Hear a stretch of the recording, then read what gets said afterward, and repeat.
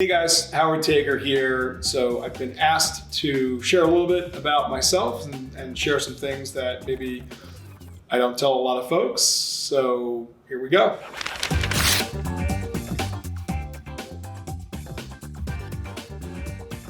Well, I'm kind of a nature buff, so people don't know that. I love to get outside. I especially love animals. I've done some really cool stuff, especially in the water, where I've gone down to La Paz, Mexico to go, snorkeling with big sea lions, and I've gone kayaking with killer whales out in the wilderness for a week and visited Orca Lab. But I think the number one thing that I did was when I went literally in the middle of nowhere. There was no land in sight, and we went swimming with humpback whales. So we were underwater with these massive, majestic creatures.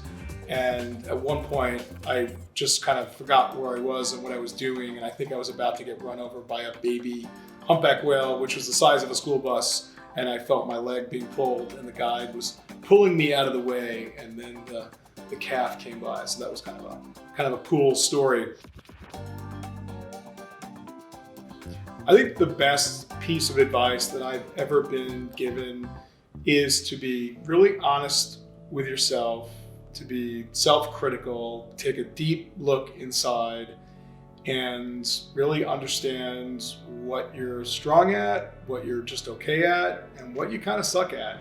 And this is really kind of business advice because I'm a serial entrepreneur. I've started businesses, grown businesses, and I've always surrounded myself with people, partners who are really strong in areas that after the self-assessment, I felt that I was weak in.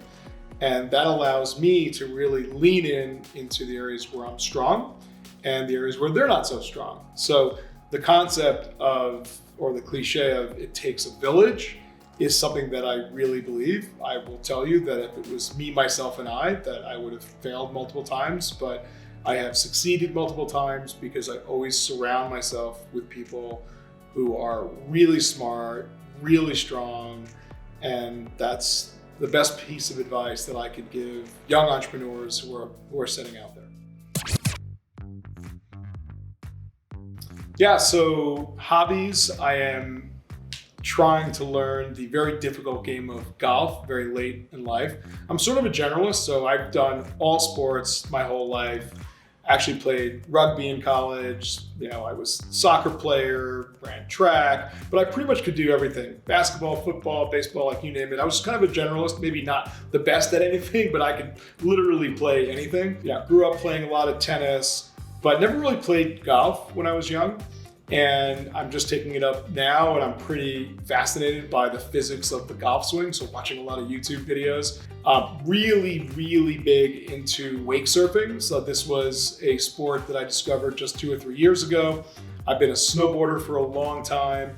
I've been a wakeboarder for a long time. But then someone introduced me to wake surfing, where you're just barefoot on a surfboard, riding behind a boat that makes a massive constant wave. And what I love about it is, when you surf in the ocean, which is pretty awesome, a really long ride is like 4 or 5 seconds. But with wake surfing, I can literally surf for 30 minutes straight. You just surf until you're exhausted.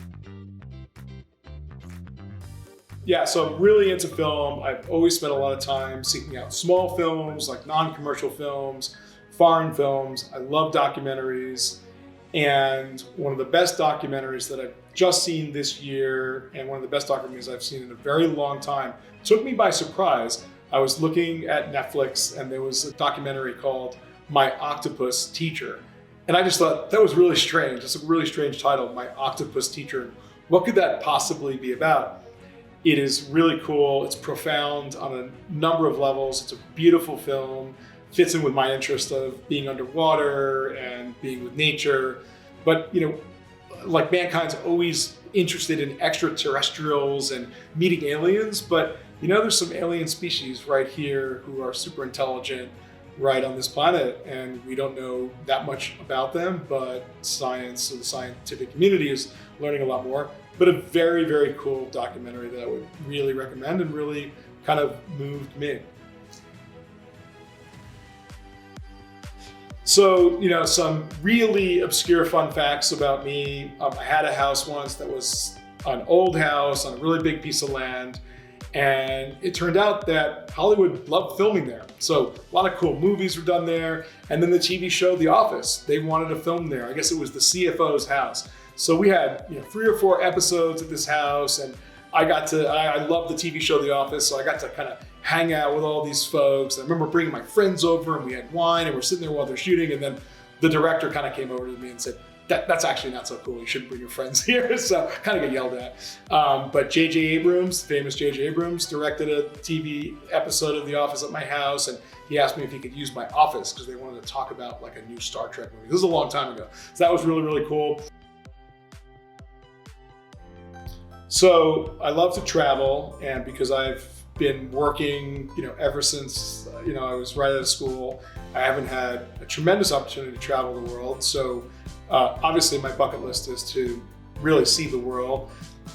Grew up playing tennis, love tennis. One of my bucket list little trips would be to go to all of the US tennis majors around the world and see that part of the country when I'm at that kind of major tournament. But there's just so many places in the world that I haven't been to. Really, really want to go to New Zealand. There's a lot there for me. It's a place where you can, ski and actually surf in the same day. I think that'd be really cool.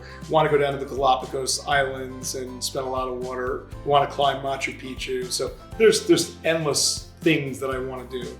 In terms of places that I do go, that I love, of course, we have a really big staff in the Philippines, and we love going to the Philippines once a year and having a big old Christmas party with everybody. It's just a lot of fun. It's a really cool country to go visit if you haven't been there and want to continue to explore the Philippines more, especially a lot of the islands.